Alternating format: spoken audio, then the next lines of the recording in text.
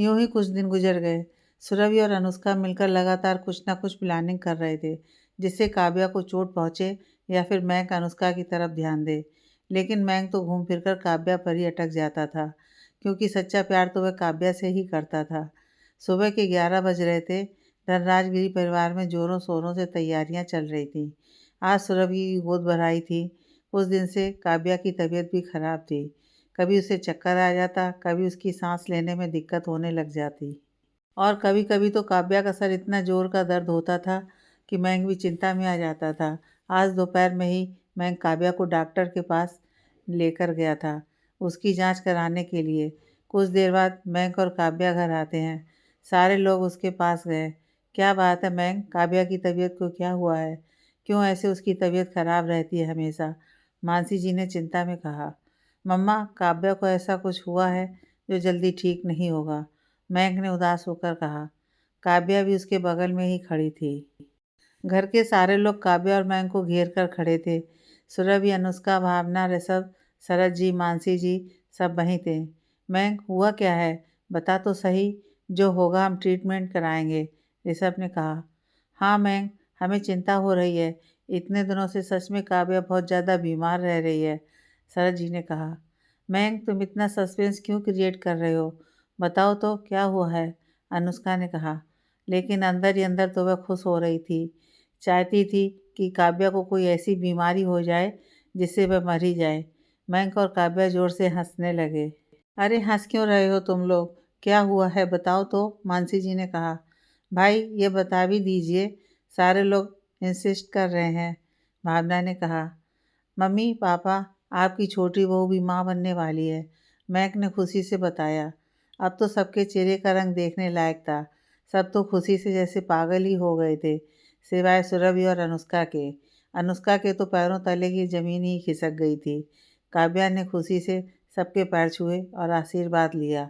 भगवान ने एक साथ दो दो इतनी बड़ी खुशियाँ दे दी, तेरा लाख लाख शुक्र है। एक तरफ 15-20 दिन में ही सुरभि की डिलीवरी की डेट है, और दूसरी तरफ काव्या भी माँ बनने वाली है। ऐसा लग रहा है ऊपर वाले ने सारी खुशियाँ हमारी झोली में लाकर भर दिया है, मानसी जी ने खुशी से कहा। फिर शरद जी ने मयंक और काव्या की नज़र उतारी। कांग्रेचुलेसन काव्या। फिर सुरभि और अनुष्का ने एक साथ कहा। थैंक यू, काव्या ने मुस्कुराकर कहा। ऋषभ ने भी उसे नेक दिया। काव्या ने मना किया, लेकिन फिर ऋषभ ने यह कहा कि वह उसका भाई है, तो काव्या ने भी रख लिया। तुम दोनों अपने कमरे में जाओ, और काव्या बेटा तुम बस आराम करो, मानसी जी ने कहा। और मयंक और काव्या भी अपने कमरे में चले गए। अनुष्का अपने कमरे में गई और सुरभि भी उसके पीछे चली गई। तो उसने देखा कि अनुष्का गुस्से में चिल्ला रही है और कमरे की सारी चीज़ों को यहाँ वहाँ फेंक रही थी और तोड़ फोड़ कर रही थी। सुरभि ने अंदर आकर जल्दी से दरवाज़ा बंद कर दिया, ताकि कोई अनुष्का के इस पागलपन को न देख पाए। अनुष्का, ये क्या कर रही हो तुम? संभालो अपने आप को। नहीं संभाल सकती हूँ मैं खुद को। मैंग सिर्फ मेरा है, मुझे वह किसी भी हाल में चाहिए। मुझसे मैंग को नहीं छीन सकती है। काव्या नहीं, मैं मैंग के बच्चे की माँ बनूंगी, क्योंकि मैंग मेरा है, उसकी पत्नी माँ बन सकती है, और कोई नहीं, अनुष्का गुस्से में पागलों की तरह चिल्लाई। अनुष्का, मैं सब समझ रही हूँ, लेकिन फ़िलहाल तुम्हें अपने आप को संभालना पड़ेगा, वरना मैंग को तुम्हारा सच पता चल जाएगा, और कहीं ऐसा ना हो कि वह तुम्हें खुद से दूर कर दे, सुरभि ने समझाते हुए कहा। नहीं, मैं मैंग से दूर नहीं जा सकती हूँ। मुझे मैंग चाहिए, चाहे इसके लिए मुझे कुछ भी क्यों ना करना पड़े, अनुष्का ने कहा, और फिर वहीं ज़मीन पर बैठकर रोने लगी। अनुष्का, प्लीज़ खुद को संभालो, सुरभि ने कहा। कैसे संभाल लूँ खुद को सुरभि, तुम ही बताओ ना। काव्या मैंग के बच्चे की माँ बनने वाली है। वो जगह मुझे चाहिए थी, लेकिन काव्या ने मुझसे छीन लिया। अब मैं क्या करूँ? एक बार ये बच्चा मैंग और काव्या की ज़िंदगी में आ गया ना, तो मैं चाह कर भी उन दोनों को अलग नहीं कर पाऊँगी, अनुष्का ने रोते हुए कहा। लेकिन वह बच्चा अभी इस दुनिया में आया नहीं है, और अगर हम जैसे लोगों की मर्जी हुई तो आएगा भी नहीं।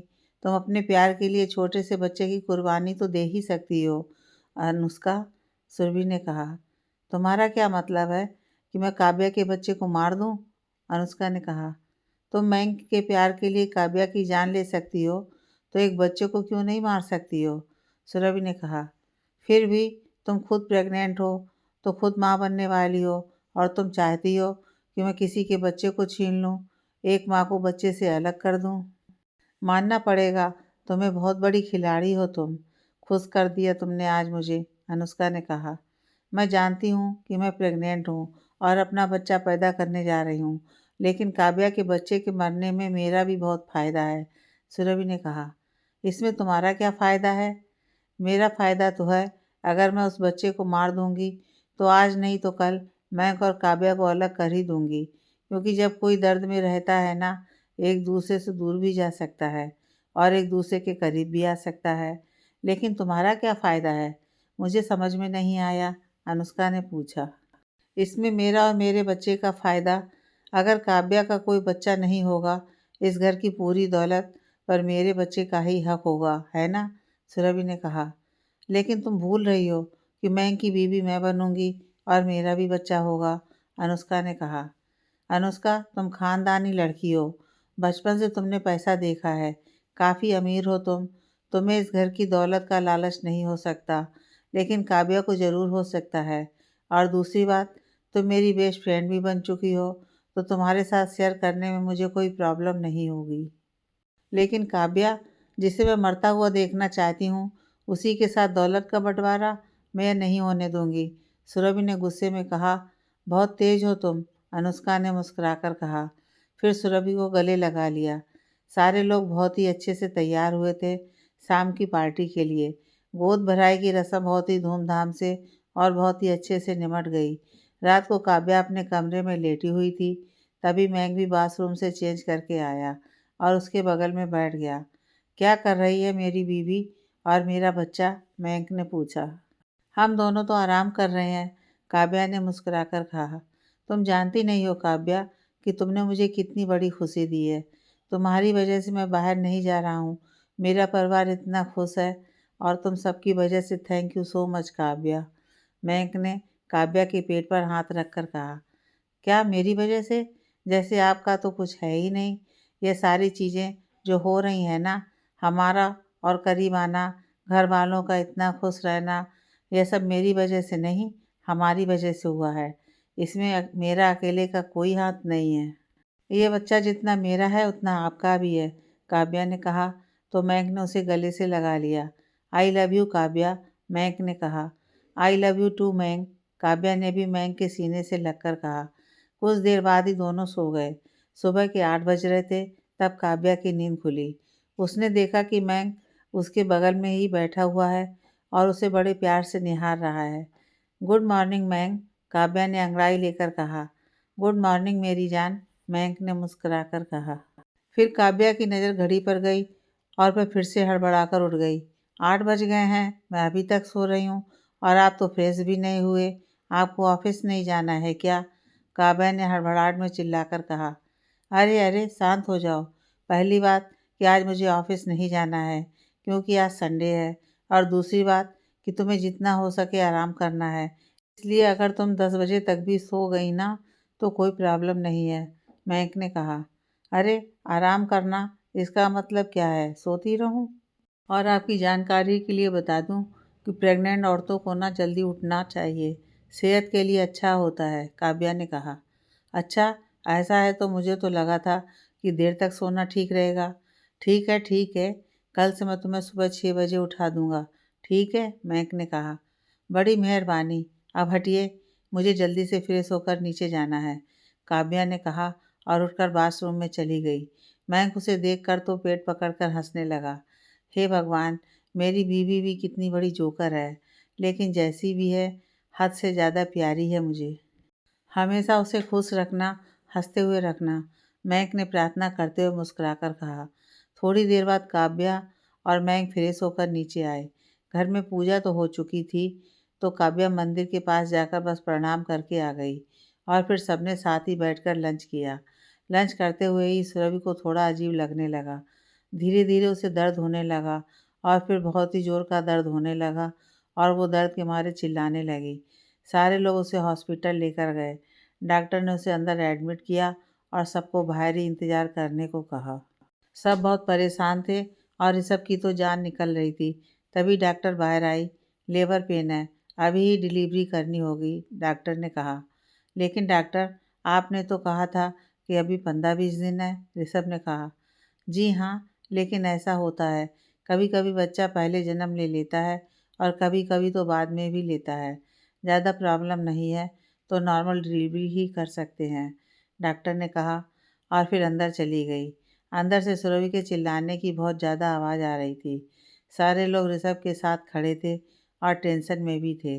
करीब 1 घंटे के बाद डॉक्टर बाहर आई। मुबारक हो, बेटा हुआ है, डॉक्टर ने मुस्कुराकर कहा। सभी लोगों के चेहरे पर खुशी छा गई। मैक ने ऋषभ को गले लगा लिया और फिर सबने ऋषभ को आशीर्वाद दिया। सारे लोग अंदर जाते हैं जहाँ सुरभि भी बेड पर आंखें बंद करके लेटी हुई थी और उसकी बगल में एक छोटा सा बच्चा था। ऋषभ ने सुरभि के सर पर हाथ रखा तो फिर सुरभि ने अपनी आंखें खोलीं और मुस्कुराकर ऋषभ को देख रही थी और फिर उसने बच्चे की तरफ आंखों से इशारा किया तो ऋषभ मुस्कुरा दिया। सबसे पहले ऋषभ ने अपने बच्चे को गोद में लिया और फिर बाकी सब ने एक एक करके बच्चे को गोद में लिया और फिर आखिर में सुरभि ने खूब गोदी में लिया। सुरभि, तुम ठीक तो हो ना बेटा?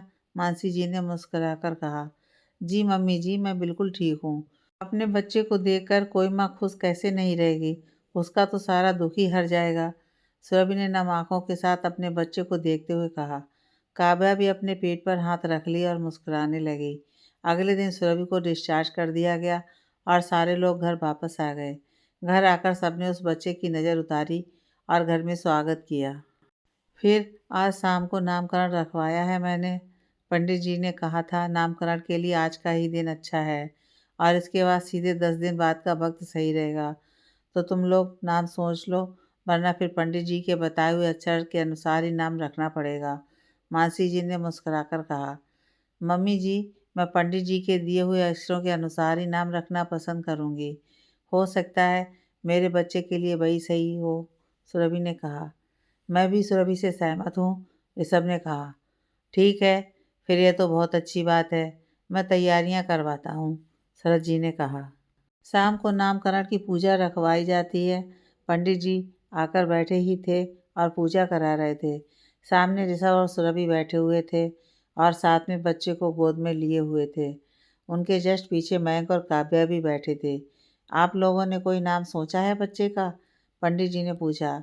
जी नहीं पंडित जी, आप ही कोई अक्षर बता दीजिए ना, मानसी जी ने कहा। ठीक है, सारी चीज़ों को देखकर मुझे इस बच्चे के लिए सबसे शुभ अक्षर शाह है। अच्छा, तो शाह से कोई नाम सोचा है किसी ने? शरद जी ने कहा। शिवम, भावना ने कहा। सौर्य कैसा रहेगा मम्मी? ऋषभ ने पूछा। अरे वाह, ये तो बहुत अच्छा नाम है, मानसी जी ने कहा। हाँ, शाह से मेरा नाम है और शाह से मेरे पोते का भी नाम है। सौर्य बहुत अच्छा नाम है, शरद जी ने कहा। मुझे भी नाम बहुत पसंद है, सुरभि ने कहा। तो फिर यही रहा, मेरे पोते का नाम सौर्य धनराज गिरी, मानसी जी ने मुस्कुराकर कहा। पंडित जी ने सौर्य नाम से ही पूजा करवाई और आखिरकार सुरभि के बच्चे का नामकरण हो ही गया। 1 महीने बाद काव्या की प्रेगनेंसी के 2 महीने बीत चुके थे। पूरा परिवार अब बहुत ही ज़्यादा खुश था। काव्या का ख्याल रखते रखते और सौर्य के साथ खेलते खेलते सबका दिन कब गुजर जाता था पता ही नहीं चलता था। अनुष्का सुरभि के कमरे में जाती है और यहाँ वहाँ ऐसे ही घूमती रहती है। क्या हुआ अनुष्का तुम्हें? तुम ऐसे क्यों घूम रही हो यहाँ वहाँ? सुरभि ने सौर को पालने में रखा और कहा। तुमने मुझसे क्या वादा किया था कि तुम मेरी हेल्प करोगी? 1 महीना बीत चुका है। काव्या को प्रेग्नेंट हुए 2 महीने बीत चुके हैं और तुम्हारे ये वादे किए हुए 1 महीना बीत चुका है। अभी तक कुछ भी नहीं कर पाई हूँ। एक ऐसी चीज़ नहीं कर पाएंगे जिससे वो बच्चा मर जाए, अनुष्का ने गुस्से में कहा। तुम चिंता मत करो अनुष्का, इस बच्चे का मरना तो लिखा है, चाहे कोख में या कोख से निकलने के बाद, सुरभि ने कहा। मैं अच्छे से जानती हूँ इस बात को, लेकिन कुछ ना कुछ तो करना पड़ेगा ना। अगर ये चीज़ हो जाएगी तो ज़्यादा अच्छा होगा, अनुष्का ने कहा। सही बात है, तुम मेरे साथ किचन में आओ, सुरभि ने कहा और कमरे से जैसे ही बाहर निकली मानसी जी वहाँ थीं। अरे सुरभि, अनुष्का कहीं जा रही हो क्या बेटा? मानसी जी ने पूछा। हाँ मम्मी जी, मैं थोड़ा जा रही हूँ किचन की तरफ। आप सौर्य का ख्याल रखेंगे? वैसे तो वह सो रहा है, लेकिन फिर भी थोड़ी चिंता बनी रहती है। तो आप साथ रहेंगे तो दिक्कत नहीं होगा, सुरभि ने कहा। यह भी कोई पूछने वाली बात है? सौर्य तो मेरा पोता है, उसके साथ रहकर क्या दिक्कत होगी मुझे? तुम जाओ, मैं तो वैसे भी उसके साथ रहने का बहाना ही ढूंढती हूँ। वैसे तुम किचन में क्यों जा रही हो? मानसी जी ने पूछा। वह मम्मी जी, मैं काव्या के लिए जा रही थी। पता नहीं उसने सुबह से जूस या दूध कुछ लिया है या नहीं। उसे ये सब चीज़ों की ज़रूरत है, पर आप तो जानती हैं ना कि वह खुद से तो ये सब चीज़ें लेती नहीं है और उसे इन चीज़ों की बहुत ज़रूरत है। तो मैं बस सोच रही थी कि उसे जूस बनाकर दे दूँ और अनुष्का मेरी मदद कर देगी। सुरभि ने कहा। काव्या बहुत खुशकिस्मत है कि उसे तुम्हारी जैसी जेठानी मिली है जो उसका इतना ख्याल रखती है। तुम बेशक जाओ, मानसी जी ने मुस्कुराकर कहा और फिर सुरभि के कमरे में जाकर सौर्य की बगल में बैठ गईं। सुरभि और अनुष्का किचन में जाते हैं। तुम मुझे यहाँ क्यों लेकर आई हो सुरभि? अनुष्का ने पूछा। रुको, सुरभि ने कहा और फ्रिज खोलकर अनुष्का को आंखों का इशारा करके फ्रिज के अंदर देखने के लिए कहा। क्या है? यहाँ तो इतनी सारी चीज़ें हैं, अनुष्का ने कहा। फिर सुरभि ने एक पपीता हाथ में उठाया और उसके बाद मुस्कुराने लगी। पपीता, इसका क्या करेंगे हम? अनुष्का ने पूछा। अनुष्का, तुम सवाल बहुत करती हो, लेकिन जब कर ही दिया है तो मैं तुम्हें बता दूं कि पपीता गर्भवती महिलाओं के लिए बहुत हानिकारक होता है, इतना कि वह बच्चा भी गिरा सकता है। सुरभि ने कहा। वाह, फिर भी तुम तो बहुत दिमाग लगाती हो। हम इसी पपीते का जूस बनाकर काव्या को देंगे और साथ ही हम ऑरेंज मिला देंगे ताकि ऐसा लगे कि हम ऑरेंज का जूस बना रहे थे, अनुष्का ने कहा। बिल्कुल सही, और इसे हम खुद नहीं देंगे, किसी से भिजवा देंगे ताकि इल्ज़ाम हम पर ना आए, सुरभि ने कहा। और फिर उन दोनों ने मिलकर पपीता का जूस बनाया, जिसमें थोड़ा संतरा भी डाल दिया और एक नौकर के हाथों वह जूस काव्या को पहुंचा दिया। छोटी बहू रानी, यह जूस आपके लिए, आप पी लीजिए इसे, नौकर ने जूस देकर कहा। तो काव्या ने मुस्कुराकर उसे उठा लिया। थैंक यू काकी, आप जा सकती हैं, काव्या ने कहा और फिर जूस पीने ही वाली थी कि तभी उसे मयंक का कॉल आया और उसने फ़ोन उठा लिया और कुछ देर बात करने के बाद फ़ोन रख दिया और फिर जूस पीने के लिए हाथ बढ़ाया। काव्या कॉल पर बात करके जूस लेने के लिए जैसे ही मुड़ी, उसकी साड़ी के पल्लों से लगकर गिलास नीचे गिरकर फूट गया और सारा जूस गिर गया। यह सारी चीज़ें बाहर से सुरभि और अनुष्का देख रहे थे। हे भगवान, यह सारा खेल तो बिगड़ ही गया। अब चलो यहाँ से, वरना काव्या हमें देख लेगी, सुरभि ने कहा और वहाँ से चली गई। अनुष्का भी उसके पीछे जाती है। वो दोनों अपने कमरे में गईं, जहाँ मानसी जी बैठी थीं और सौर के साथ खेल रही थीं। अरे मम्मी जी, सौर तो सो रहा था ना? सुरभि ने कहा। हाँ बेटा, लेकिन इसने अपना डायपर भर लिया और इसकी नींद खुल गई, तो इसीलिए मैं इसे खिला रही थी। लेकिन अब मैं चलती हूँ, मुझे कुछ काम याद आ गया है। तुम सौर के पास ही रहना, मानसी जी ने मुस्कुराकर कहा। अच्छा ठीक है, आप बेफिक्र होकर जाइए, आपके पोते का ख्याल मैं रख लूँगी, सुरभि ने मुस्कुराकर कहा। फिर मानसी जी वहाँ से चली गईं। अब हम क्या करेंगे? काव्या ने तो वो जूस पिया ही नहीं, अनुष्का ने कहा। अब हम कुछ और करेंगे जिससे उसका बच्चा ना रहे, सुरभि ने कहा। शाम के 8 बज रहे थे। सारे लोग घर पर ही थे। काव्या अपने कमरे में बैठी थी। मानसी जी ने डिनर के लिए सबको बुलाया था। सारे लोग नीचे ही हॉल में थे, काव्या को छोड़कर, क्योंकि उसे आराम करने के लिए कमरे में रहने के लिए कहा गया था। सुरभि काव्या को उसके कमरे में बुलाने जाती है और तब तक अनुष्का सीढ़ी पर तेल गिरा देती है। सुरभि काव्या को बुलाकर अपने कमरे की तरफ जाती है और काव्या नीचे आने लगती है। मयंक भी उसके साथ कमरे में ही था, तो वो भी काव्या के पीछे आता है।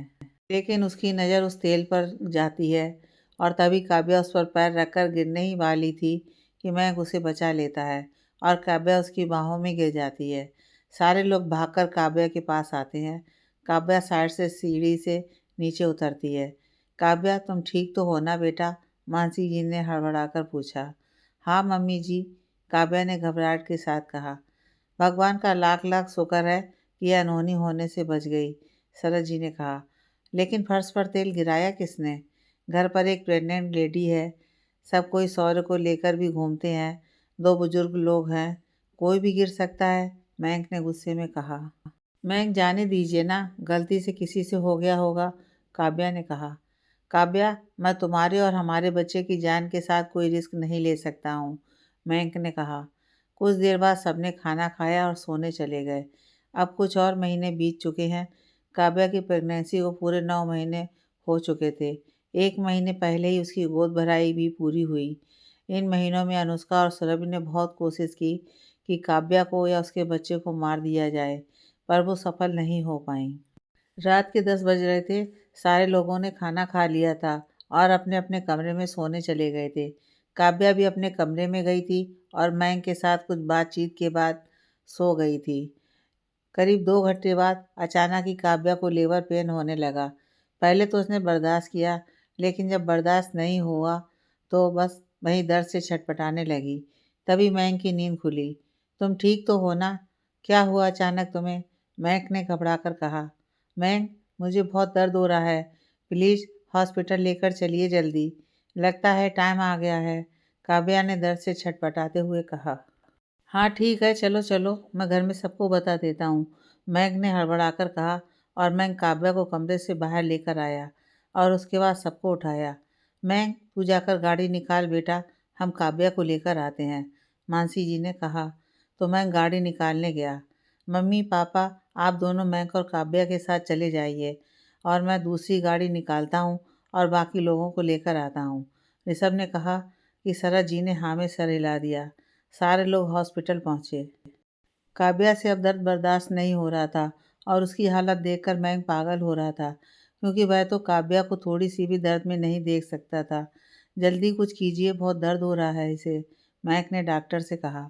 आप लोग घबराइए मत, मैं पेशेंट को एडमिट कर रही हूँ, डॉक्टर ने कहा और फिर काव्या को लेबर रूम में शिफ्ट कर दिया। देखिए, इनकी प्रेगनेंसी में कोई कॉम्प्लिकेशन नहीं है, तो नॉर्मल डिलीवरी से भी बात बन सकती है। आप लोग नॉर्मल डिलीवरी के लिए सारी फॉर्मेलिटी पूरी कर दीजिए, हमें डिलीवरी शुरू करनी है, डॉक्टर ने कहा। तो मयंक ने हाँ में सिर हिलाया और फिर भागकर काउंटर पर गया और उसने जल्दी से सारी फॉर्मेलिटी पूरी की। इधर डॉक्टर ने अपना काम शुरू कर दिया। अंदर से काव्या के चिल्लाने की बहुत ज़ोर ज़ोर से आवाज़ आ रही थी और मयंक के दिल की धड़कन तेज होती जा रही थी। सारे लोग सिर्फ उसे लेकर ही बैठे हुए थे। सब उसे समझा रहे थे कि दर्द तो होना ही पड़ेगा, लेकिन मयंक का दिल कांप रहा था। वह काव्या की चीख पुकार सुनकर पागल हो रहा था। उसे काव्या के लिए डर लग रहा था और घबराहट भी हो रही थी। कुछ देर बाद काव्या की आवाज़ आना बंद हो गई और फिर बच्चे के रोने की आवाज़ आने लगी। यह सुनते ही सारे लोगों के चेहरे पर मुस्कान आ गई, सिवाय अनुष्का और सुरभि के। तभी डॉक्टर बाहर आई तो सब लोग जल्दी से उसके पास गई। मुबारक हो, बेटा हुआ है और बच्चा और माँ दोनों बिल्कुल ठीक हैं, डॉक्टर ने मुस्कुराकर कहा। तो मैं खुशी से पागल हो गया। मैं की तो खुशी का जवाब ही नहीं था। वो भागकर अंदर गया तो देखा काव्या अपने बच्चे को गोद में लिए हुए है। उसे देखकर नम आँखों से मुस्कुरा रही थी। मैं जैसे ही उसके पास गया, उसने ज़ोर से मैं को गले लगा लिया। फिर सारे लोग रूम के अंदर आते हैं और बारी बारी से बच्चे को गोद में लिया, खिलाया और काव्या को ढेर सारा आशीर्वाद दिया। फिर काव्या को डिस्चार्ज कर दिया गया और सारे लोग घर पर खुश हैं। 2 दिन बाद काव्या और मैं के बच्चे का भी नामकरण का दिन था, जिसमें उस बच्चे का नाम ईशान रखा गया।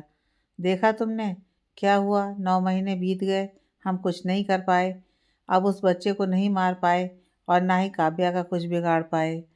अब तो मैं मेरी तरफ देखेगा भी नहीं, अनुष्का ने गुस्से में कहा। मैंने सब देखा है और कुछ ऐसा प्लान किया है ना जिससे काव्या का दिल पागल हो जाएगा। मिस कैरेज में उतना दर्द नहीं होता है जितना अपने बच्चे को देखने के बाद उसके मरने पर होता है, सुरभि ने मुस्कुराकर कहा। मतलब तुम करने क्या वाली हो, अनुष्का ने पूछा। तो सुरभि ने एक छोटी सी शीशी निकाली। ये शीशी देख रही हो ना तुम, यह है हमारे लिए सबसे बड़ा हथियार, सुरभि ने मुस्कुराकर कहा। लेकिन यह है क्या, अनुष्का ने फिर से पूछा।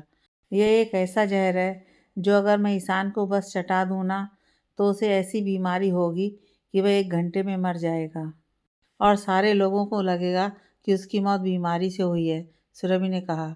वाह यार, तुम तो जीनियस हो यार, लेकिन इसे मैं ईशान को चटाऊंगी, यही मेरा बदला भी होगा और यही मुझे मैं को हासिल करने में मदद भी करेगा, अनुष्का ने कहा।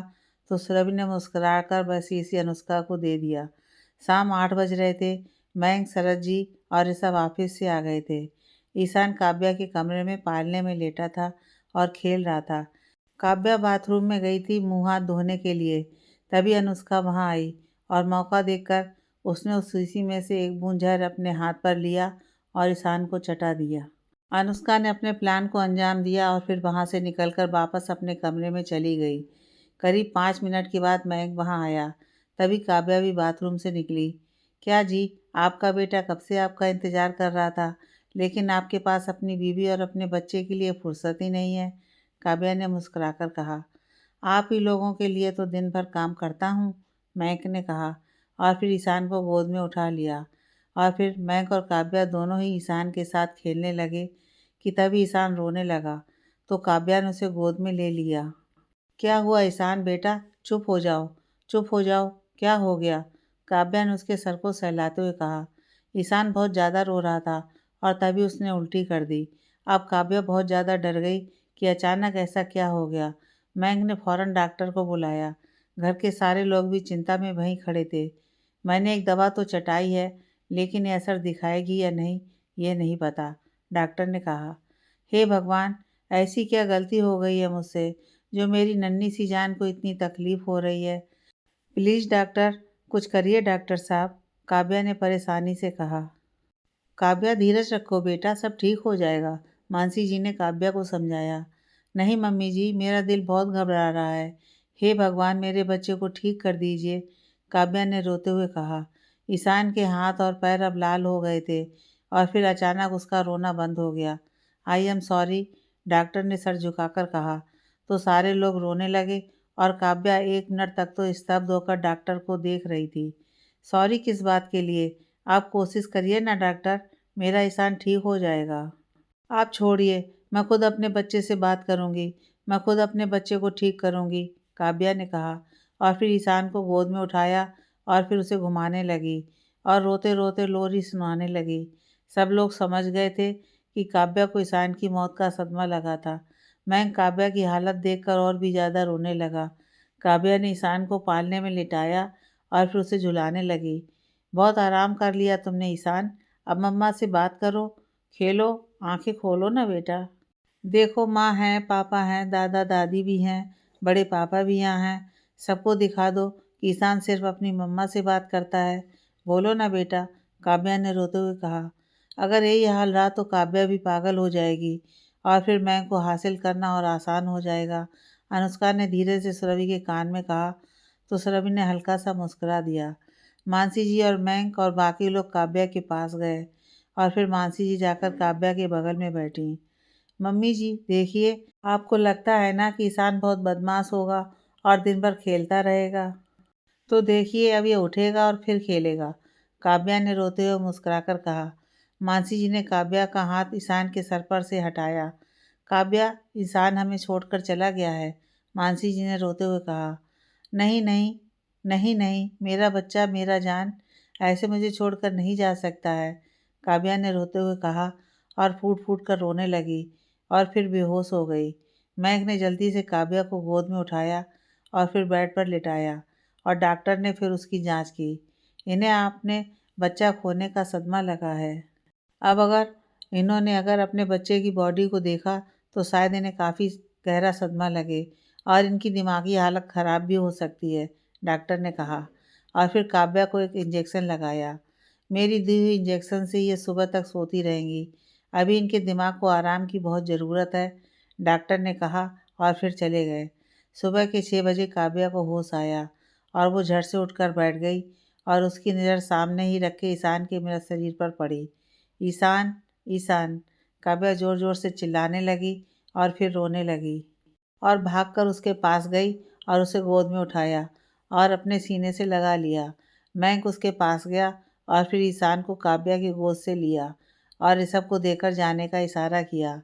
मैं, ये क्या कर रहे हैं आप, मेरा बच्चा है वो, मेरे बच्चे को मुझसे दूर मत ले जाओ, मुझे मेरा बच्चा लौटा दो, काव्या ने रोते हुए कहा। नहीं काव्या, अब ईशान को जाना होगा, मयंक ने कहा और काव्या को सीने से लगाया। मयंक, मुझे मेरा बच्चा चाहिए, आपने कहा था ना कि मैं जो मांगूंगी आप मुझे वो देंगे, काव्या ने कहा। तो मयंक ने रोते हुए हाँ में सिर हिलाया। तो मुझे बस ये चाहिए, मुझे बस मेरा बच्चा लौटा दीजिए, फिर मैं आपसे कुछ नहीं मांगूंगी, जीवन भर कुछ नहीं मांगूंगी, बस मुझे मेरा बच्चा लौटा दीजिए ना, काव्या ने रोते हुए कहा। बस काव्या, खुद को इतनी तकलीफ मत दो, बस, महक ने रोते हुए कहा।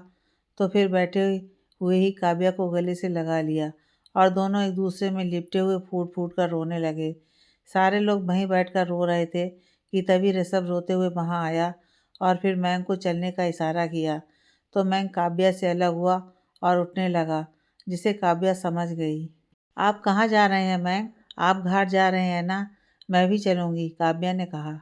नहीं काव्या, तुम वहाँ नहीं जा सकती हो बाबू, मैंग ने रोते हुए काव्या का सर सहलाते हुए कहा। नहीं मैंग, मुझे आखिरी बार अपने बच्चे को गोद में लेना है, उसे खिलाना है, उसे प्यार करना है, उसे अपने सीने से लगाना है, काव्या ने कहा। नहीं बेटा, हिंदू धर्म के अनुसार औरतें शमशान नहीं जा सकती हैं, मानसी जी ने रोते हुए कहा। फिर मैंग वहाँ से उठा और ऋषभ के साथ चला गया। शरद जी भी साथ गए और इधर मानसी जी ने रोती बिलखती काव्या को गले से लगा लिया। थोड़ी देर के बाद मैंग अपने रूम में आया। वहाँ काव्या बेड पर बैठी थी, अपने घुटने पर सर रखकर रो रही थी। मैंग जाकर उसकी बगल में बैठा। काव्या, मैंग ने काव्या के सर पर हाथ रखकर कहा। तो काव्या ने अपना सर उठाया तो मैंग ने उसे अपनी गोद पर उसका सर रखकर उसे लिटाया। ऐसा क्या पाप हो गया है हमसे, जिसकी इतनी बड़ी सज़ा मिली है? भगवान ने मुझसे मेरे बच्चे को मुझसे छीन लिया। बस 5 दिन हुए थे मुझे माँ बने मयंक, और मेरी गोद उजड़ गई। इससे अच्छा तो वो मेरी जान ले लेते, काव्या ने दुखी स्वर में कहा। और क्या कभी तुमने ये सोचा है कि तुम्हारे बिना मैं कैसे जीऊँगा? अगर कभी तुम्हें कुछ हुआ तो मैं भी तुम्हारे साथ चलूँगा, क्योंकि तुम्हारे बिना मैं भी मर जाऊँगा काव्या, महक ने काव्या का सर सहलाते हुए कहा। थोड़ी देर बाद वो रोते रोते सो गई और फिर महक उसे लिटाकर मानसी जी के पास गया और उन्हें उनके गले लगकर फूट फूट कर रोने लगा। महक बेटा, काव्या कैसी है? मानसी जी ने रोते हुए पूछा। वो सो रही है माँ, लेकिन मैं उसके सामने नहीं रो सकता हूँ, वो टूट चुकी है, उसकी हालत मुझसे नहीं देखी जाएगी माँ, मैं क्या करूँ? महक ने रोते हुए कहा। तुझे अभी खुद को संभालना पड़ेगा महक, तू काव्या के सामने बिखर गया तो उसे कौन संभालेगा? अभी तुझे काव्या का सहारा बनकर खड़ा रहना है, क्योंकि एक माँ के लिए अपने बच्चे को खोने से बड़ा दुख और कुछ नहीं होता है। मैं जानती हूँ कि तूने भी अपना बच्चा खोया है, लेकिन बेटा, अगर काव्या को अभी नहीं संभाला गया तो न जाने उसकी क्या हालत होगी, मानसी जी ने रोते हुए कहा। मैं जानता हूँ माँ, और मैं काव्या के साथ हमेशा रहूँगा, चाहे मेरा खुद का कुछ भी हो, लेकिन काव्या को मैं संभाल लूँगा माँ, महक ने मानसी जी की गोद में सर रखकर कहा। शाम के 6 बज रहे थे। महक कमरे में आया तो देखा कि काव्या सिरहाने की ओर से टिकाए बैठी है और पूरे कमरे में अंधेरा है। तुम अंधेरे में क्यों बैठी हो काव्या? लाइट जला लो, महक ने कहा। जब मेरी ज़िंदगी ही अंधेरी हो गई है तो अब कोई लाइट कोई उजाला कुछ नहीं कर सकता है, काव्या ने अपने आंसू पोंछते हुए कहा। ऐसा नहीं कहते हैं बाबू, मयंक ने कहा और बेड के बगल से एक लाइट जलाया। तभी रामू काका खाना लेकर आए तो मयंक ने प्लेट हाथ में ले लिया और उनको जाने का इशारा कर दिया। काव्या चलो खाना खा लो, मयंक ने एक और काव्या के मुंह के पास रखकर कहा। मुझे नहीं खाना है कुछ भी, काव्या ने मुंह फेर कर। काव्या, तुम ही तो कहती थी ना कि खाने का कभी अपमान नहीं करना चाहिए और कभी भी किसी चीज़ के लिए खाने पर गुस्सा नहीं उतारते, महक ने कहा। वो वक्त अब चला गया है महक, मेरा ईशान मुझे छोड़कर चला गया है, अब मुझे किसी भी बात की कोई परवाह नहीं है, काव्या ने कहा। क्या तुम्हें मेरी भी परवाह नहीं है? क्या तुम मेरे लिए भी नहीं खाओगी? तुम्हें याद है जब पहली बार मैं तुमसे मिला था, जब तुमने पहली बार मुझे देखा था, तब मैं भी ऐसे ही रहता था ना, उदास गुमसुम अपनी ज़िंदगी को कोसता था। फिर तुम आई मेरी ज़िंदगी में और सब कुछ बदल कर रख दिया। अपने प्यार से, अपनी मासूमियत से मेरी ज़िंदगी को इतना खुशनुमा बना दिया।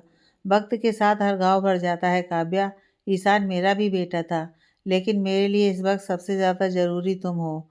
मैंने अपना बेटा खोया है और अब तुम्हें खोकर मैं नहीं जी पाऊँगा। मेरे लिए वापस जीना सीख जाओ काव्या, महक ने रोते हुए कहा। तो काव्या ने उसकी तरफ देखा और फिर उसकी आंखों से बहते आंसुओं को पोंछा और फिर खाने में से एक और उसे खिलाया। फिर महक ने भी रोटी को तोड़ा और फिर सब्जी के साथ एक और काव्या को खिलाया। ऐसे ही उन दोनों ने मिलकर खाना ख़त्म किया। सुबह के 10 बज रहे थे। काव्या और मैं अपने कमरे में ही थे। पूरा धनराजगिरी परिवार दुख के साए में गिरा हुआ था। उसी वक्त आरती जी वहाँ आई और फिर मानसी जी उन्हें सारी बात बताई और काव्या के कमरे में लेकर गईं। आरती जी को देखते ही काव्या अपने आप को रोक नहीं पाई और भागकर उनके पास गई और उनके गले लगकर फूट फूट कर रोने लगी। आरती जी भी बहुत रो रही थीं। बस एक बार मैंने अपने नवासे को देखा था और भगवान ने ये क्या कर दिया, आरती जी ने कहा। भगवान कभी कभी हमारा रास्ता भूल जाते हैं मम्मी जी। आज हमारे साथ वही हो रहा है, मयंक ने उदास स्वर में कहा। आरती जी, एक विनती है आपसे, मानसी जी ने कहा। जी कहिए, आरती जी ने आंसू पोंछकर कहा। आप कुछ दिन यहीं रुक जाइए, काव्या को आपकी ज़रूरत है। मैंने काव्या को कभी बेटी से कम नहीं माना है और उसने भी हमेशा मुझे माँ ही माना है। लेकिन फिर भी आपकी जगह इस दुनिया में कोई नहीं ले सकता है और मुझे लगता है कि अभी कुछ दिन आपको काव्या के साथ रहना चाहिए, मानसी जी ने कहा। ठीक है मानसी जी, जैसा आप ठीक समझें, आरती जी ने कहा। यार सुरभि, मुझे तो यकीन ही नहीं होता है कि इतनी आसानी से मैंने काव्या को इतना बड़ा दर्द दे दिया। अब मैं फिर से मयंक की तरफ अपने प्यार के कदम बढ़ाऊंगी, अनुष्का ने कहा। लेकिन वो कैसे? सुरभि ने कहा। काव्या की जान लेकर। अगर मैं वही दवा काव्या को चटा दूं जो ईशान को चटाया था तो वो भी मर जाएगी और लगेगा कि काव्या बीमारी से मरी है, अनुष्का ने कहा। यह सारी बातें बाहर खड़ी भावना ने सुन ली। भावना पहले काव्या को पसंद नहीं करती थी, लेकिन इतनी भी बुरी नहीं थी कि अपने मतलब के लिए किसी की जान ले ले। और ईशान से तो वह बहुत प्यार करती थी। वह भागकर मयंक के कमरे में गई, जहाँ पर काव्या, आरती जी, मानसी जी, शरद जी, ऋषभ और मयंक थे। भाई भाई, अनुष्का, भावना ने हाँफते हुए कहा। भावना, क्या हुआ? तू ठीक तो है ना? और अनुष्का को क्या हुआ? मयंक ने पूछा। अनुष्का को कुछ नहीं हुआ भाई, लेकिन ईशान को जो हुआ था वह कोई बीमारी नहीं थी, भावना ने रोते हुए कहा। क्या मतलब? तुम कहना क्या चाहती हो? साफ साफ कहो, ऋषभ ने कहा। मैं अभी अनुष्का के कमरे से बाहर से गुजर रही थी, तब मैंने उसे कहते हुए सुना कि ईशान को उसने एक जहर चटा दिया था, जिसके कारण उसकी मौत हो गई और ऐसा लगा कि उसे कोई बीमारी हुई है। लेकिन अनुष्का ने ही हमारे ईशान की जान ली है भाई, भावना ने रोते हुए कहा। सबके चेहरे पर वह हैरानी और गुस्सा था। सबको कुछ समझ नहीं आ रहा था कि अनुष्का ने ऐसा क्यों किया। सारे लोग गुस्से में अनुष्का के पास जाते हैं। अरे आप सब लोग यहाँ, सब ठीक तो है ना? काव्या, तुम तो ठीक हो ना? कोई दिक्कत तो नहीं हुई ना? अनुष्का ने कहा तो मयंक ने उसे एक जोरदार थप्पड़ जड़ दिया। मयंक, यह क्या बदतमीजी है? अनुष्का ने गुस्से में कहा। आवाज़ नीचे। तुम्हें शर्म भी नहीं आई मेरे बच्चे की जान लेते हुए? मयंक ने चिल्लाकर कहा। तो अनुष्का उसे हैरानी से देखने लगी। उसे समझ में आ गया था कि उसका भांडा फूट चुका है। मैंने ईशान को कोई जहर नहीं चटाया, अनुष्का ने कहा। लेकिन मयंक ने तो जहर का नाम ही नहीं लिया है। अनुष्का, तो तुम्हें कैसे पता चला कि ईशान की मौत जहर से हुई है? ऋषभ ने कहा। नाटक करना बंद कर दो अनुष्का। मैंने अभी तुम्हें अपने कानों से कहते हुए सुना कि तुमने ईशान को जहर दिया है, भावना ने कहा। क्यों किया तुमने ऐसा अनुष्का? क्यों? अरे दोस्त से बढ़कर माना था तुम्हें, परिवार माना था, और तुमने मुझसे मेरे बच्चे को छीन लिया।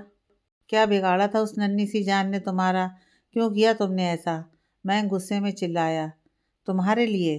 पागलों की तरह प्यार करती हूँ मैं तुमसे, लेकिन तुम्हें मेरा प्यार दिखता ही नहीं है। बस हर जगह तुम्हें काव्या और काव्या दिखती है। इस लड़की ने तुम्हें मुझसे छीना था तो मैंने इसकी दुनिया बर्बाद कर दी। पूरे 9 महीने मैंने इतनी कोशिश की कि काव्या का मिसकैरेज हो जाए, लेकिन हर बार ये बच जाती थी। मैं जानती थी कि अगर एक बार ये बच्चा हो गया ना, तो तुम दोनों को मैं अलग नहीं कर पाऊंगी। तो इसीलिए मैंने तुम दोनों के रिश्ते की डोर को ही काट दिया, ताकि एक बार तुम्हारा बच्चा मर जाए, उसके बाद मैं काव्या को भी मार दूंगी और फिर तुमसे शादी कर लूँगी। लेकिन इस भावना ने तो सब कुछ खराब कर दिया, अनुष्का ने गुस्से में कहा। तभी मानसी जी ने आकर उसे एक जोरदार थप्पड़ और जड़ दिया। ऋषभ, पुलिस को फ़ोन कर, मानसी जी ने गुस्से में कहा। माँ, मैंने बहुत पहले ही कर दिया था, पुलिस आती ही होगी, ऋषभ ने कहा। अब मैं समझा कि पिछले साल जो हादसे काव्या के साथ हो रहे थे, गैस की पाइप लीक करके आग लगाना, काव्या का एक्सीडेंट, वो सब भी तुमने ही किया था ना? मयंक ने पूछा। हाँ, मैंने ही किया था वो सब। ताकि ये लड़की मर जाए और तुम्हारी ज़िंदगी में मैं आ सकूं, अनुष्का ने कहा। तभी रामू काका अंदर आए और साथ में पुलिस भी वहां आई। इंस्पेक्टर साहब, ले जाइए इस लड़की को यहाँ से। इसने मेरे 5 दिन के बेटे को जहर देकर जान से मारा है, मयंक ने गुस्से में कहा। मयंक, ये तुम क्या कह रहे हो? तुम मुझे खुद से दूर नहीं कर सकते हो। तुम तो मुझसे बहुत प्यार करते हो ना। स्कूल के टाइम पे भी तुम मुझसे कितना प्यार करते थे ना। आज इस काव्या के लिए तुम मुझे छोड़ने के लिए तैयार हो? तुम तो मेरे हो ना। प्लीज़ मुझसे शादी कर लो प्लीज़, अनुष्का ने कहा। और तभी उसके हाथ में हथकड़ियाँ पहना दी गईं। एक बात याद रखना अनुष्का, तुमने जो किया है ना, उससे तुमने सिर्फ काव्या को ही नहीं मुझे भी दर्द पहुंचाया है। प्यार में एक दूसरे की खुशी का कारण बना जाता है, लेकिन तुम तो मेरे दर्द और तकलीफ का कारण बनी हो अनुष्का। तुम मुझसे प्यार नहीं कर सकती हो। तुमने मेरी काव्या को चोट पहुंचाकर मेरे दिल को चोट पहुंचाई है और मेरे बच्चे को मारकर मुझे भी अंदर से मार दिया है। ले जाइए इसे इंस्पेक्टर साहब, मैं अब इसकी शक्ल भी नहीं देखना चाहता हूँ, मयंक ने कहा। और फिर अनुष्का को पुलिस अपने साथ लेकर गई। काव्या वहीं गिर गई और रोने लगी। क्यों करते हैं ये लोग ऐसा? उनकी दुश्मनी मुझसे थी ना, तो मुझे मार डालती। मेरे बच्चे को क्यों मार डाला? काव्या ने कहा और ज़ोर ज़ोर से रोने लगी। मयंक उसके पास गया और उसे गले से लगा लिया और खुद भी रोने लगा। 1 साल बीत गया। अनुष्का को उसकी गुनाहों की सज़ा मिल गई और सुरभि को भगवान ने सज़ा दी। वो सीढ़ियों से गिरकर अपाहिज हो गई थी। अब वो व्हील चेयर पर आ गई थी। कहते हैं कि वक्त के साथ सारे जख्म बढ़ जाते हैं। मयंक और काव्या की ज़िंदगी के साथ भी कुछ ऐसे ही हुआ था। काव्या और मयंक अब बहुत हद तक अपने दर्द से उभर चुके थे। शौर्य अब पूरे 2 साल का हो चुका था और सुरभि भी अब सुधर गई थी। लेकिन अब भावना ने उसके साथ अपने सारे रिश्ते नाते तोड़ दिए थे। 1 हफ्ते पहले ही भावना की शादी हो गई थी। दोपहर का वक्त था। मयंक अपने कमरे में ही बैठा था कि तभी काव्या वहाँ आई। क्या हो रहा है मयंक? काव्या ने पूछा। कुछ नहीं, बस ऑफिस का कुछ काम कर रहा था। कुछ काम है तो बोलो, मयंक ने कहा। नहीं, बस ऐसे ही। मैं नीचे मम्मी जी के पास जा रही हूँ। कुछ देर में लंच के लिए आ जाइएगा, काव्या ने कहा। ठीक है, मयंक ने मुस्कुराकर कहा और फिर लैपटॉप में कुछ काम करने लगा। काव्या नीचे जाती है और देखती है कि मानसी जी, शरद जी, ऋषभ और सुरभि आपस में कुछ खुसर फुसर कर रहे हैं। क्या बातें हो रही हैं यहाँ? काव्या ने पूछा। कल मयंक का बर्थडे है, तो कल एक शानदार पार्टी रखते हैं, मानसी जी ने कहा। जी ठीक है मम्मी जी, मैं भी यही सोच रही थी। और उनके इस बर्थडे पर मैं उन्हें एक बहुत ही खूबसूरत तोहफा दूंगी, काव्या ने मुस्कुराकर कहा। लेकिन क्या? ऋषभ ने पूछा। वो एक सरप्राइज़ है जो मैं कल ही मयंक को गिफ्ट करूंगी, काव्या ने कहा। अच्छा ठीक है। अब सुनो, सुरभि और काव्या, तुम दोनों मिलकर सारे गेस्ट की लिस्ट बना लेना और सबको इनवाइट कर देना। शरद जी और ऋषभ, आप लोग डेकोरेटर्स और कैटर्स से बात कर लीजिएगा और मैं मयंक की मनपसंद मिठाई बनाने जा रही हूँ, मानसी जी ने कहा। गुलाब जामुन है ना? काव्या ने कहा। हाँ, मयंक को मेरे हाथ के गुलाब जामुन सबसे ज़्यादा पसंद है, मानसी जी ने मुस्कुराकर कहा। और फिर सारे लोग अपने अपने काम पर लग गए। अगली शाम को मयंक की बर्थडे पार्टी ऑर्गेनाइज की गई। शहर के बड़े बड़े लोगों को इनवाइट किया गया था। पूरा धनराजगिरी हाउस बहुत ही आलीशान तरह से सजा था। सब लोगों ने मयंक को गिफ्ट दिया और पार्टी का मज़ा उठा रहे थे। तभी काव्या स्टेज पर गई और माइक लिया। एक्सक्यूज़ मी एवरीवन, काव्या ने कहा। तो सारे लोग उसकी तरफ मुड़े और मयंक काव्या को देख रहा था। आज मेरे पति मयंक का बर्थडे है। आप सबने उन्हें बहुत ही बड़े बड़े तोहफे दिए होंगे, लेकिन मयंक, मेरे पास आपके लिए सबसे खास गिफ्ट है और मेरा वादा है कि आपके लिए इससे बड़ा तोहफा और कुछ नहीं होगा, लेकिन उसके लिए आपको स्टेज पर आना होगा, काव्या ने मुस्कुराकर कहा। तो मयंक स्टेज पर गया। अब दो मेरा गिफ्ट, मयंक ने मुस्कुराकर कहा। मयंक, आप पापा बनने वाले हैं। मैं प्रेग्नेंट हूँ, काव्या ने मुस्कुराकर मयंक की आंखों में देखकर कहा। मयंक तो 1 मिनट के लिए स्तब्ध हो गया। उसके बाद खुशी से पागल मयंक ने काव्या को जोर से गले लगा लिया और फिर गोद में ही उठा लिया। पूरा धनराजगिरी परिवार भी स्टेज पर आए और सबने काव्या को गले से लगाया और आशीर्वाद दिया। पार्टी काफ़ी लेट तक चली। सब लोगों ने खूब ही ज़्यादा एंजॉय किया। काव्या, मयंक और पूरा परिवार बहुत ज़्यादा खुश था। ऐसा लग रहा था जैसे 1 साल बाद वापस घर में खुशियाँ आई हों। सबको सोने में रात के 12 बज गए थे अगली सुबह मैंग फ्रेश होकर नाश्ता करने आया। मैंग, आज हमें डॉक्टर के पास जाना है, तो आप थोड़ा जल्दी आ जाएंगे क्या? काव्या ने कहा। हाँ ज़रूर, मैं 1 या 1:30 बजे तक आ जाऊँगा, तुम तैयार रहना, ठीक है? मैंग ने कहा तो काव्या ने हाँ में सिर हिला दिया। दोपहर हो गया था। मैंग काव्या को लेने के लिए आ भी गया था। सबने लंच किया और फिर काव्या मैंग के साथ हॉस्पिटल के लिए निकल गई। हॉस्पिटल पहुंचकर दोनों डॉक्टर के केबिन में गए और डॉक्टर ने काव्या की फाइल देखी। काव्या, मैंने आपकी फाइल देखी है और आपके कुछ ज़रूरी टेस्ट भी करवाए थे, जैसा आपने मुझे बताया था। आज उनकी अपनी रिपोर्ट आ गई है एंड मुझे ये बताते हुए दुख हो रहा है कि आपकी प्रेगनेंसी में बहुत कॉम्प्लिकेशंस हैं, तो आपको थोड़ा संभल कर रहना पड़ेगा और ज़्यादा चांसेस हैं कि आपकी नॉर्मल डिलीवरी ना हो, डॉक्टर ने कहा। तो काव्या और मयंक का मन उदास हो गया। डॉक्टर, मेरा बच्चा तो ठीक है ना? उसे कुछ प्रॉब्लम तो नहीं होगी ना? काव्या ने हड़बड़ाकर कहा। बच्चा बिल्कुल दुरुस्त है, लेकिन काव्या मुझे फ़िक्र तुम्हारी है, क्योंकि माँ के ठीक रहने से ही बच्चा भी ठीक रहता है। और काव्या, बात तो यह है, इस बच्चे में कोई दिक्कत नहीं होगी, पर तुम्हारा शरीर बहुत कमज़ोर है, तो तुम्हें रेगुलर चेकअप के लिए आना पड़ेगा, डॉक्टर ने कहा। ठीक है डॉक्टर, मयंक ने कहा। वैसे तुम्हारी फर्स्ट प्रेगनेंसी को तो अभी सिर्फ 1 साल ही हुआ है और ये तुम्हारी सेकंड प्रेगनेंसी के 1 महीना हो चुका है। इसका मतलब है कि तुम्हारी फर्स्ट प्रेगनेंसी के 11 महीने बाद ही तो प्रेग्नेंट हो गई हो। शायद इसलिए कॉम्प्लिकेशंस हो रहे हैं और मुझे ऐसा लगता है कि 2 बच्चे संभालने में तुम्हें भी एक बहुत दिक्कत होगा, क्योंकि तुम्हारा शरीर उतना ज़्यादा स्ट्रांग नहीं है और तुम्हें अपने दोनों बच्चों के साथ अपना भी ख्याल रखना है, तो ये थोड़ा मुश्किल रहेगा, ठीक है? डॉक्टर ने कहा। तो काव्या की आंखों से आंसू आने लगे। डॉक्टर, हमारा एक ही बच्चा रहेगा और वह भी ये बच्चा जो अब काव्या जन्म देगी, मैक ने उदास मन से कहा।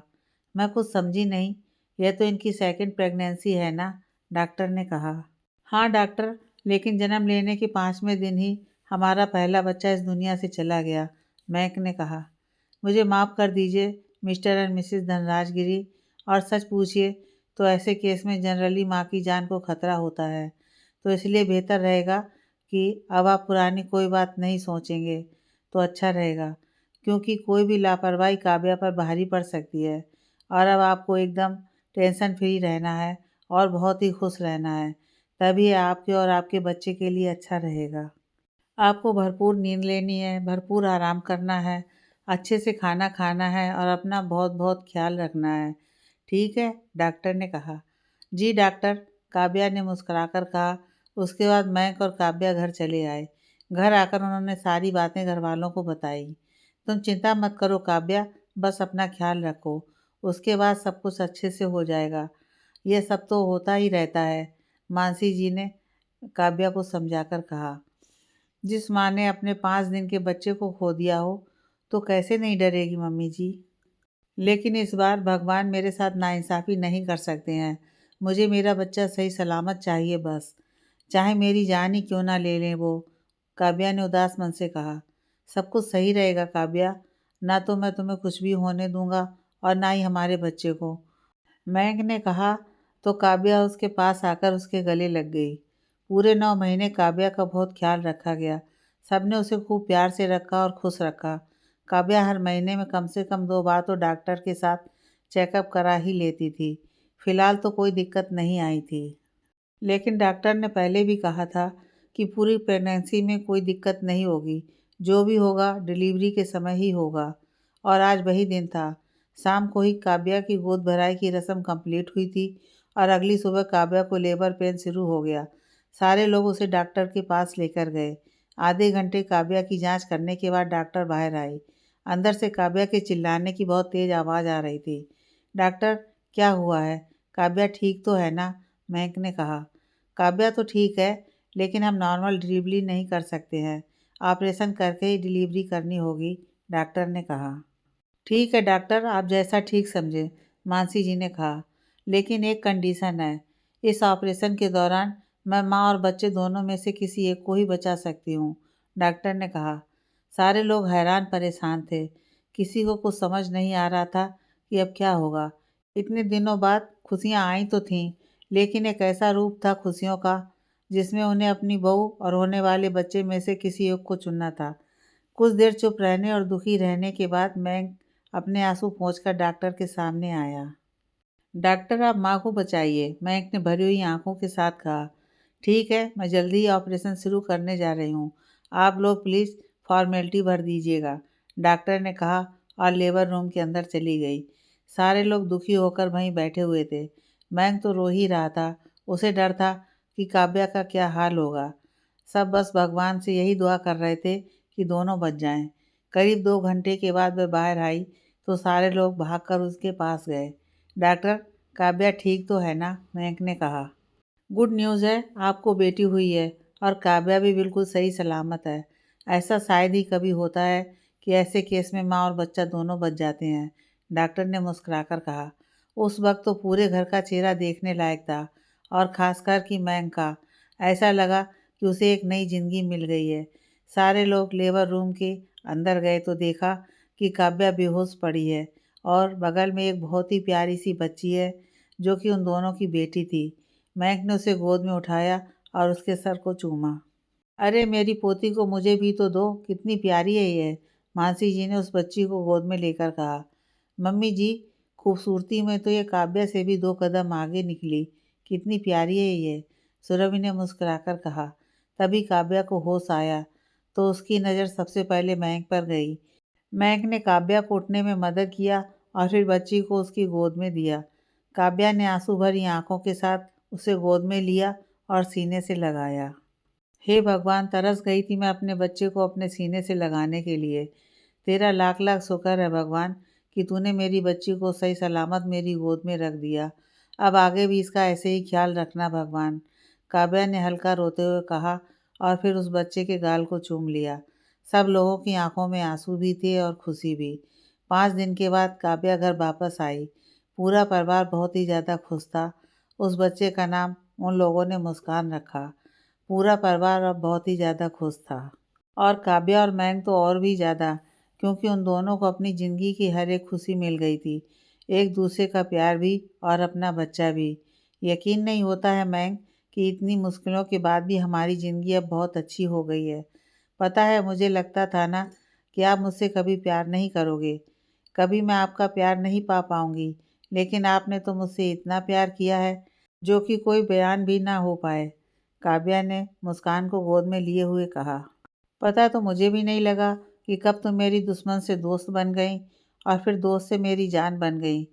खैर, तुम हो ही इतनी प्यारी तो तुमसे प्यार तो होना ही था, मयंक ने मुस्कुराकर कहा और फिर काव्या को गले लगा लिया।